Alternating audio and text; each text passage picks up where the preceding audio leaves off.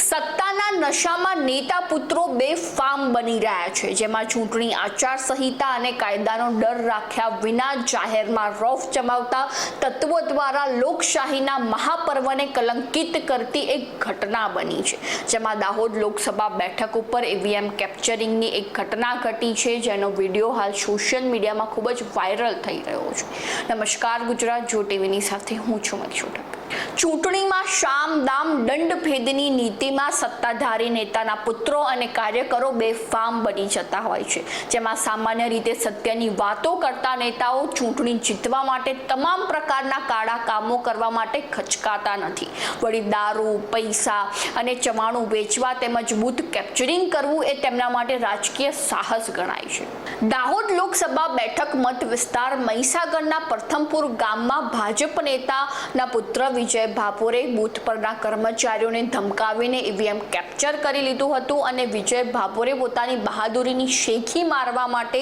મતદાન મથક પરથી જ આ સમગ્ર ઘટનાનો સોશિયલ મીડિયા પ્લેટફોર્મ પર લાઈવ વિડીયો શેર કર્યો હતો અને આ વિડીયોમાં તે કહી રહ્યો છે કે આ ઈવીએમ મશીન તો મારા બાપાનું છે, તેમજ આ સમગ્ર ઘટના તે ભાજપની નેતાગીરીને શર્મસાર કરનારી છે। ભાજપ નેતા પુત્ર વિજય ભાભોરના આ કારસ્તાન બાદ કોંગ્રેસ લોકસભા ઉમેદવાર ડોક્ટર પ્રભાબેન તાયવાડે આ મામલે પોલીસ સ્ટેશનમાં ફરિયાદ નોંધાવી છે। હવે આ મામલાને લઈને આ મત વિસ્તાર ઉપર ફરીથી વોટિંગ થશે કે કેમ, અથવા તો ચૂંટણી પરિણામો પેન્ડિંગ રહેશે કે કેમ, તેવા પ્રશ્નો રાજ્યમાં ચર્ચાનો વિષય બન્યા છે। તો આવી નવી માહિતીને જાણવા માટે ફોલો કરો જો ટીવી મક્ષુઠક।